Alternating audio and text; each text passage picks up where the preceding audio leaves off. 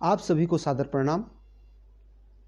सर्वप्रथम मैं सभी व्यूअर्स को मैं हार्दिक धन्यवाद देना चाहूँगा कि आपने इतने कम समय में जो अपार प्यार चैनल के लिए दर्शाया है, उसके लिए मैं आपका हार्दिक आभारी हूँ।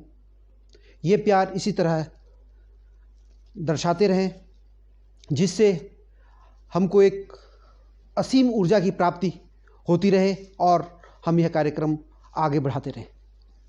आज 4 फरवरी को हम चुनाव विश्लेषण 2022 के इस कार्यक्रम में कांग्रेस पार्टी के घोषणा पत्र का विश्लेषण करेंगे कि कांग्रेस पार्टी ने राज्य की जनता के लिए किन मुद्दों पर चुनाव लड़ रही है। और इस चर्चा को आगे बढ़ाने के लिए आज हमारे बीच में कांग्रेस के वरिष्ठ कार्यकर्ता असद आरफी जी हैं, जो हमारे बीच में कांग्रेस के घोषणा पत्र के मुख्य बिंदु को रखेंगे। मैं आमंत्रित करूंगा श्री असद आरफी जी को कि वे कांग्रेस के घोषणा पत्र के मुख्य बिंदुओं से हमारे श्रोताओं को अवगत कराएं। श्री असद आरफी जी। बहुत धन्यवाद अनिल कांडपाल जी। सबसे पहले मैं आपको बधाई देता हूँ, एक बहुत ही सुंदर चैनल आपने शुरू किया और एक ऐसा मंच आप प्रदान कर रहे हैं स्वयं के लिए भी और बहुत सारे समाज सेवी और विचारकों के लिए भी, जो अपनी बात को रख सकें और समाज के विभिन्न मुद्दों पे एक मत प्रकट कर सकें। आज जाहिर सी बात है कि आपने कांग्रेस के चुनाव घोषणा पत्र के लिए मुझे मौका दिया इस मंच पे। तो मैं पहली बात उत्तराखंड के सभी लोगों को और ख़ासतौर से विकास नगर और पचमढ़ के लोगों को ये बताना चाहूँगा कि ये एक सामान्य चुनावी घोषणा पत्र नहीं है। बहुत मेहनत के साथ और जनता के सुझावों के साथ, विभिन्न वर्गों के सुझावों के साथ इस पे बहुत मेहनत करने के बाद इसे तैयार किया और इसका जो हम लोगों ने नाम दिया है वो उत्तराखंडी स्वाभिमान का प्रतिज्ञा पत्र है। प्रतिज्ञा पत्र लफ्ज़ से ही ये ज्ञात हो जाता है कि खाली हम घोषणा नहीं कर रहे हैं, हम प्रतिज्ञा कर रहे हैं कि जो भी हमने विभिन्न मुद्दों को इस पत्र में लिया, कांग्रेस की यदि सरकार बनी, कांग्रेस की यदि सरकार उत्तराखंड में आई, तो निश्चित रूप से इन सभी चीज़ों को लागू करने के लिए प्रयास किए जाएंगे, गंभीरता से प्रयास किए जाएंगे। और मुझे ऐसा विश्वास भी है कि हम लोग सफल भी होंगे, क्योंकि खाली बातें नहीं की गई हैं, हर चीज़ का बहुत ही तरीके से आर्थिक विश्लेषण, सामाजिक विश्लेषण। उत्तराखंड एक विशेष राज्य है, बहुत सारी विभिन्न परिस्थितियों वाला राज्य है, उन सभी को ध्यान में रखते हुए एक एक घोषणा पे बहुत अच्छे से अध्ययन हमारे विशेषज्ञों ने किया। और ये सभी जानते हैं कि सम्मानित नवप्रभात जी हमारे इस घोषणा पत्र समिति के अध्यक्ष थे और उनके साथ उत्तराखंड के कांग्रेस से जुड़े हुए बहुत ही गंभीर विचारक, बड़े बुद्धिमान नेता, बहुत बुद्धिमान साथी एक इसमें सदस्य और संयोजक और उपाध्यक्ष के रूप में थे। तो उन सभी ने गहन मंथन और चिंतन के बाद इस प्रतिज्ञा पत्र को बनाया और यदि सरकार बनी और ये प्रतिज्ञा पत्र को संपूर्ण करने और पूर्ण करने की कोशिश हुई, तो निश्चित रूप से उत्तराखंड के हर वर्ग को, उत्तराखंड की तमाम जनता को इसका बहुत लाभ मिलेगा। मैं सभी दर्शकों को दिखा दूं कि ये हमारी कांग्रेस का चुनाव घोषणा पत्र है, जिसे हमने, आप स्पष्ट पढ़ भी सकते हैं, उत्तराखंडी स्वाभिमान प्रतिज्ञा पत्र 2022 इसका हमने नाम दिया है। और 4 धाम 4 काम के एक विशेष नारे के साथ हमने इस चुनाव में अपनी पार्टी की शुरुआत करी। और इस प्रतिज्ञा पत्र में जो 4 मुख्यतः बातें हैं, जिनसे निश्चित रूप से लोग प्रभावित भी होंगे, लोग उत्साहित भी होंगे और लोगों को लगेगा कि एक बदलाव की ओर इस बार कांग्रेस उत्तराखंड को और लोगों को ले जाना चाहती है। तो सबसे पहला उसमें हम जो वादा कर रहे हैं वो है 4 लाख युवाओं को कांग्रेस की सरकार रोज़गार देगी। 4 लाख युवाओं को रोज़गार देना एक बहुत बहुत आवश्यक कार्य उत्तराखंड में इस वक्त है, जब उत्तराखंड में ही नहीं पूरे देश में बेरोजगारी की दर बहुत ही बुरी तरह से बढ़ी है। और यदि ऐसे में एक सरकार ये प्रयास करे कि लोगों को रोज़गार उपलब्ध कराया जाए, तो ये एक बहुत ही बदलाव वाला एक प्रयास होगा किसी भी सरकार का। एक गृहिणियों के लिए और तमाम घरों के जो घरेलू बजट होता है, उस बजट को आज के समय में अगर आप देखें तो ख़ास तौर से जो हमारा गैस का सिलेंडर है, जो तकरीबन 900 या 900 रुपये से ऊपर का हम लोगों को प्राप्त हो रहा है, और जिस प्रकार से सब्सिडी जो उस पर दी जाती थी पूर्व की सरकारों में, वो सब्सिडी धीरे धीरे विलुप्त हो चुकी है।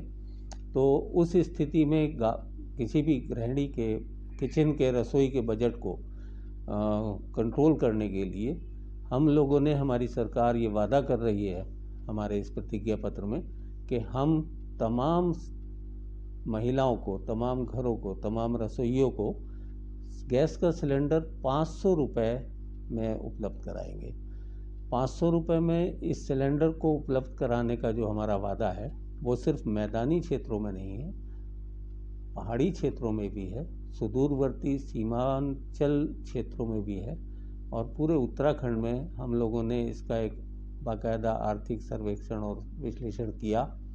तकरीबन कुछ लोग कहते हैं, कुछ विशेषज्ञ के 450 करोड़ रुपए का इस पे खर्च आएगा प्रतिमाह, और कुछ लोग इसे 750 करोड़ रुपए तक का भी प्रतिमाह का खर्च सरकार का बताते हैं। लेकिन अच्छे से इस बात को समझते हुए, जानते हुए हमने ये घोषणा करी है कि उत्तराखंड की जो भी सरकार होगी वो इतनी मजबूत और इतनी स्वावलंबी सरकार होती है कि ये इतना बड़ा बजट नहीं, इतना बड़ा खर्च नहीं होगा कि हम 500 रुपये में हर घर में सिलेंडर उपलब्ध करा सके।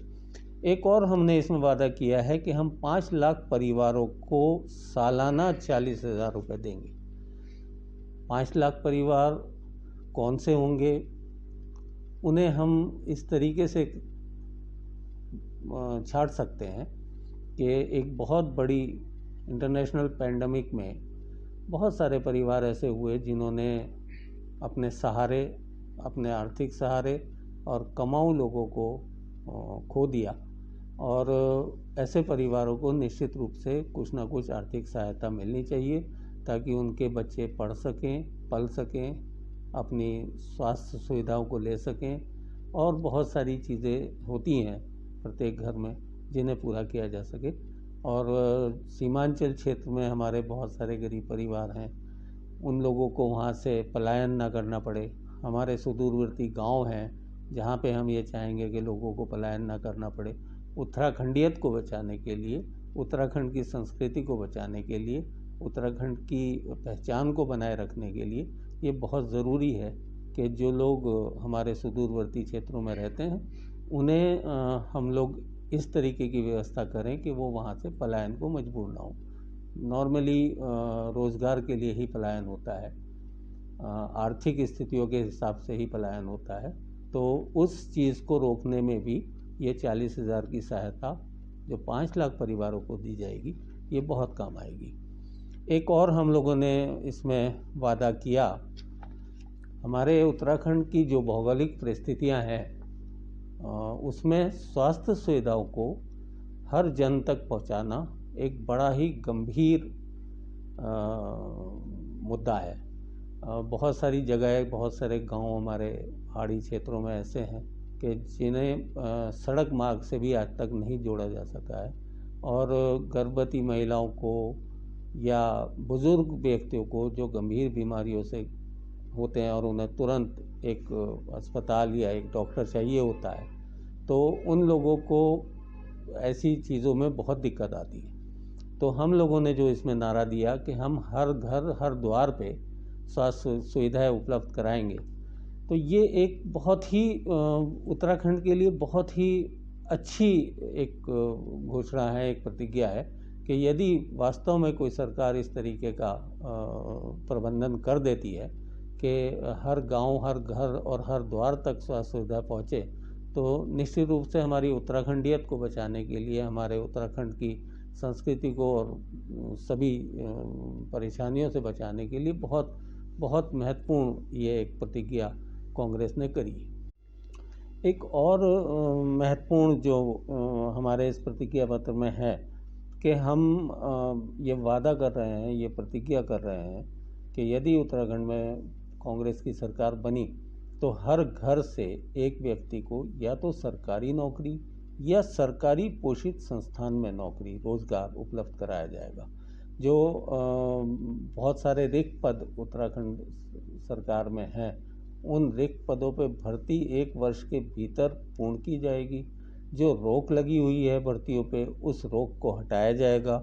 और इसमें जो सबसे अच्छा मुझे चीज़ लगी, जो मैं आप लोगों से शेयर करना चाहूँगा, कि जो हमारे कैडर 3 और 4 क्लास के जो हमारे रोज़गार होते हैं, सरकारी नौकरियाँ होती हैं, और जो प्राइमरी स्कूल के शिक्षक होते हैं, उसमें हम लोग ब्लॉक स्तर पे जोन बनाएंगे और उन नौकरियों को उसी ब्लॉक के लोगों को लेने का अधिकार होगा। और जो क्लास 2 और 1 की नौकरियां हैं या जूनियर हाई स्कूल के शिक्षकों की जो नौकरियां हैं, उसमें हम डिस्ट्रिक्ट वाइज जोन बनाएंगे और उन भर्तियों में वहीं उसी ज़िले के लोग, हमारे बेरोज़गार युवाओं को मौका दिया जाएगा। ये एक बहुत अच्छा प्लान है, एक बहुत अच्छी योजना है, और यदि सरकार बनी और उन्होंने इस पर कार्य किया तो निश्चित रूप से उत्तराखंड में युवाओं को रोज़गार के लिए बहुत ज़्यादा परेशान नहीं होना पड़ेगा। एक 7 विभाग ऐसे चिन्हित किए गए हैं, उन 7 विभाग में 40% आरक्षण महिलाओं को होगा, और उसमें ये प्रयास भी किए जाएंगे कि उसमें जो अधिकारी हैं और उसमें जो कर्मचारी हैं वो सभी महिलाएं ही हों। और धीरे धीरे जैसे जैसे उन विभागों में पद रिक्त होते जाएंगे तो उसमें इस तरीके की व्यवस्था की जाएगी कि महिला की ही नियुक्ति हो और महिला ही उसमें नियुक्ति पा सके। 40% रोज़गार का वादा महिलाओं को किया है। पुलिस विभाग में खासतौर से 40% महिलाओं को रोज़गार दिया जाएगा, ऐसा वादा, ऐसी प्रतिज्ञा हमने इस प्रतिज्ञा पत्र में की है। और एक और जो अच्छी प्रतिज्ञा मुझे लगती है हमारे इस प्रदेश की महिलाओं के लिए, कि सरकारी बसों में महिलाओं को सफ़र करना पूर्णतः मुफ्त होगा, उन्हें उसमें किराया नहीं देना होगा। और ये एक बहुत अच्छी योजना उत्तराखंड की महिलाओं के लिए है। तो निश्चित रूप से यदि आप लोग हमारे इस प्रतिज्ञा पत्र को पढ़ें और इस प्रतिज्ञा पत्र को देखें तो आप इस बात को पाएंगे कि उत्तराखंड की संस्कृति को बचाने का बहुत अच्छे से ध्यान रखा गया है। उत्तराखंड की समस्याओं के निराकरण का प्रयास बहुत अच्छे से करने का इसमें वादा किया गया है। उत्तराखंड की वनों को बचाने का, वनाधिकार का इसमें वादा है। उत्तराखंड की नदियों को और जल को बचाने का इसमें वादा है। हर घर, हर नल में भी हमने इसमें साथ लेने की कोशिश की है। और जो सबसे अच्छी बात इसमें है कि किसी भी वर्ग को, उत्तराखंड के किसी भी वर्ग को इस प्रतिज्ञा पत्र में छोड़ा नहीं गया है, चाहे वो महिलाएं हों, वृद्ध हों, युवा हों, पूर्व सैनिक हों। हमारे उत्तराखंड में पूर्व सैनिक और सैनिक ये बहुत महत्व रखते हैं, और इन लोगों का ध्यान रखना उत्तराखंड की किसी भी सरकार का परम कर्तव्य है। तो इन सब चीज़ों को ध्यान में रखते हुए एक बहुत अच्छा प्रतिज्ञा पत्र कांग्रेस ने बनाया है। और मैं आप सभी से ये अपील करूंगा कि आप इस प्रतिज्ञा पत्र को पढ़ें, इसे जानें, इसे समझें और आने वाले चुनाव में एक फैसला लें, ताकि कांग्रेस को मौका मिले और कांग्रेस को ये मौका आप लोग दें कि हम इस प्रतिज्ञा पत्र में दी गई हर प्रतिज्ञा को पूरा करें। धन्यवाद असद आरफी जी, आपने बहुत सुंदर तरीके से कांग्रेस का घोषणा पत्र हमारे श्रोताओं के मध्य रखा और अब मैं आमंत्रित करता हूं राजनीतिक जानकार श्री अरविंद त्रिमूर्ति जी को कि वे भी इस घोषणा पत्र के संबंध में कुछ हमारा मार्गदर्शन करें। श्री अरविंद त्रिमूर्ति जी। नमस्कार। अभी असद आरफी भाई ने बताया कि चुनाव घोषणा पत्र का नाम इस समय उत्तराखंडी स्वाभिमान प्रतिज्ञा पत्र रखा गया है। तो मुझे याद आया कि इससे पहले जो योजना आयोग था, इससे पहले केंद्र सरकार ने उसका नाम नीति आयोग रखा। सवाल यह है कि ये नाम बदलने की आवश्यकता पड़ती क्यों है? और नाम बदलने की आवश्यकता मेरे ख्याल से इसलिए पड़ती है कि जनता धीरे धीरे इन वादों को समझ जाती है कि ये वादे पूरे नहीं हो सकते, या सत्ताधारियों ने, वो कोई भी पार्टी हो, चाहे पक्ष में बैठी भी हो या विपक्ष में बैठी भी कभी पक्ष में रही हो, तो चुनाव घोषणा पत्र हर 5 साल के बाद, क्योंकि एक अगर चुनावी वैतरणी पार करनी है तो चुनाव घोषणा पत्र जारी करना होता है, और अगले 5 साल के बाद फिर दोबारा से वही रिपीट करें और मालूम पड़े कि वो जो पहले घोषणा पत्र जारी किया था उसको हम पूरा नहीं कर पाए, तो इस बार उसका नाम बदल करके कुछ और रखा जाए। तो ये उत्तराखंड स्वाभिमान प्रतिज्ञा पत्र रखा गया। अगर चुनाव घोषणा पत्र की बात की जाए तो चुनाव घोषणा पत्र नॉर्मली अगर देखा जाए तो इसको पक्ष और विपक्ष आपस के लिए छापते हैं। शायद ही जनता इसको बारीकी से पढ़ पाती है या मतदाता इसको गहराई से देख पाता है। चुनाव घोषणा पत्र की जो अच्छाइयाँ होती हैं वो छुप जाती हैं, और जो उसमें कमियां होती हैं उसको पक्ष और विपक्ष आपस में एक दूसरे के ऊपर प्रश्न उठा लेते हैं। अभी भाजपा का घोषणा पत्र आना बाकी है, और भाजपा का घोषणा पत्र आएगा तो तभी ज़्यादा बढ़िया इसमें ये हम कंपैरिजन कर पाएंगे कि कौन उत्तराखंडियत को बचाने के लिए ज़्यादा सीरियस है। घोषणा पत्र को मानता हूँ कि ये एक गला काट प्रतियोगिता की तरह है। तो भाजपा अगर इसको एक प्रतियोगिता के रूप में लेगी तो घोषणा पत्र इससे ज़्यादा लुभावना होना चाहिए, और मैं दोनों को शुभकामनाएं देता हूं, और ये उम्मीद करता हूं कि अगर इस प्रतिज्ञा पत्र को या उन वादों को जनता उनका इस बार फिर से विश्वास करती है तो वो उसको पूरा करे। धन्यवाद। आज हमारे इस चैनल में कांग्रेस के घोषणा पत्र के संबंध में श्री असद आरफी जी के द्वारा कांग्रेस का घोषणा पत्र बताया गया। 4 धाम 4 काम, जो कि बहुत ही सरल तरीके से उन्होंने कांग्रेस के घोषणा पत्र के बारे में बताया।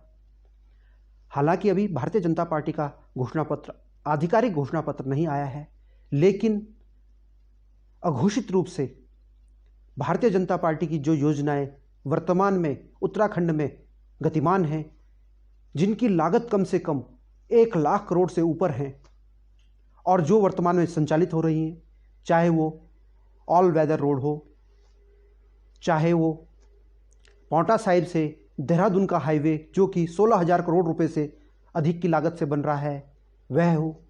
इसके अलावा देहरादून से दिल्ली की दूरी जो लक्ष्य रखा गया है 2.5 घंटे में पहुंचाने का, वह भी एक बहुत बड़ी परियोजना है, जिसमें कम से कम 16 किलोमीटर की तो एलिवेटेड रोड बन रही है।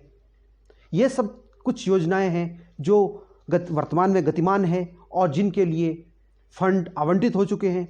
और सबसे बड़ी योजना जो कभी एक स्वप्न था, कर्णप्रयाग तक रेल पहुंचाना, वह वर्तमान में गतिमान है और काफ़ी काम, यूँ कहिए कि 2023 तक कर्णप्रयाग में रेल पहुंचेगी। इन योजनाओं के अलावा स्वास्थ्य की जहाँ तक बात की, स्वास्थ्य के लिए भारतीय जनता पार्टी ने संपूर्ण देश की राजनीतिक पार्टियों के सामने एक मील का पत्थर स्थापित कर दिया है। वह है आयुष्मान हेल्थ योजना, जिसमें प्रत्येक लाभार्थी परिवार को प्रति वर्ष 5 लाख रुपए तक की बीमा मिल रहा है। ये योजनाएं ऐसी योजनाएं हैं जो धरातल पर लागू हो चुकी हैं और जिनका लाभ लाभार्थी ले चुके हैं।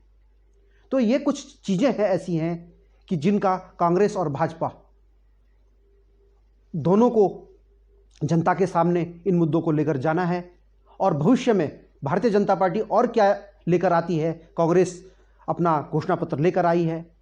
मैं तो दोनों ही पार्टियों को शुभकामनाएं दूंगा कि वे लोक लुभावने घोषणा पत्र जनता के बीच में लाएं। जनता का हित सर्वोपरि होना चाहिए। इसी कामना के साथ मैं दोनों पार्टियों को शुभकामनाएं ज्ञापित करता हूं और आशा करता हूं कि उत्तराखंड की जनता का भला हो। इन्हीं शब्दों से मैं अपनी वाणी को विराम करता हूं और आज पुनः आप सभी को निवेदन करता हूं कि इस चैनल को लाइक करें, शेयर करें और सब्सक्राइब करें और कल पुनः इसी समय आपसे मिलते हैं। धन्यवाद।